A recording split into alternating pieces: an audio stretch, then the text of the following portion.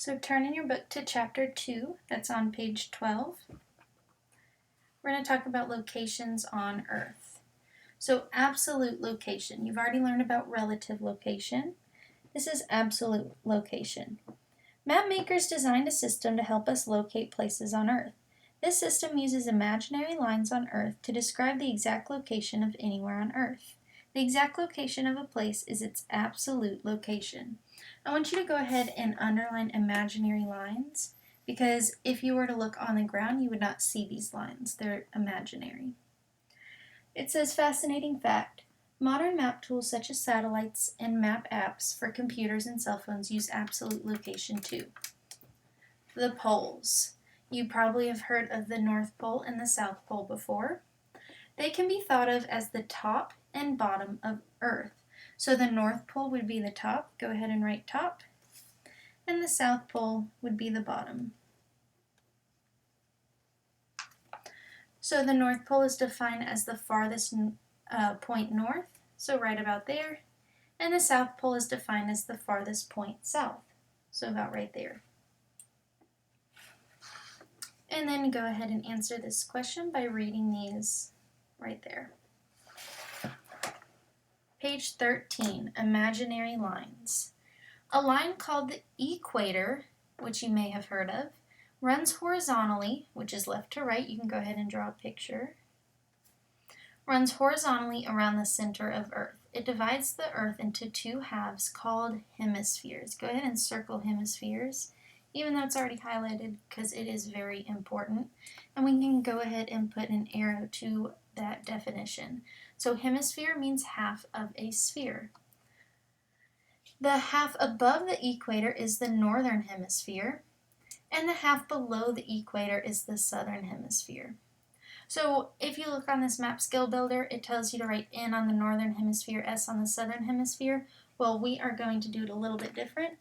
I want you to draw arrows. So we're going to draw an arrow to the top half, and we're going to write it all the way out. So northern hemisphere, and make sure you capitalize it. Remember, you can pause this video if I'm a little too fast. And then this one right here is the southern hemisphere.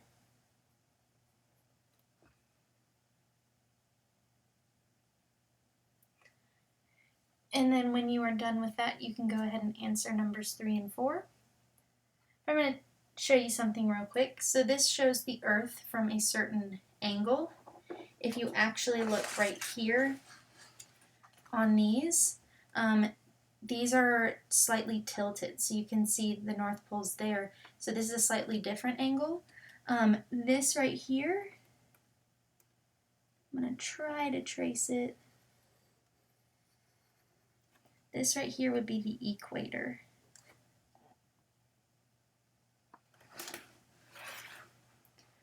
Okay, now let's look at the Prime Meridian.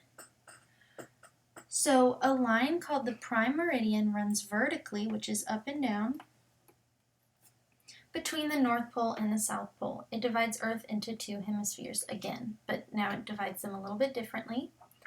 The half to the right of the Prime Meridian is the Eastern Hemisphere, and the half to the left is the Western Hemisphere. So once again, we're going to write it completely out.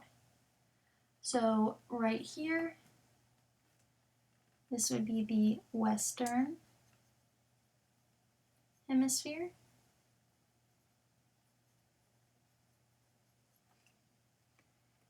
And right here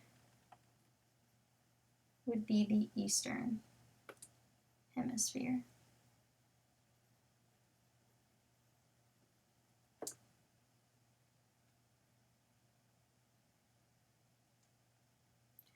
And this is a slightly different angle as well.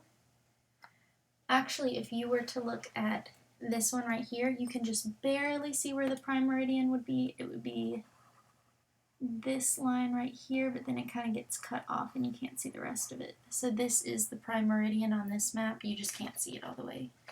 And you can see it right here a little bit. It would be about right here.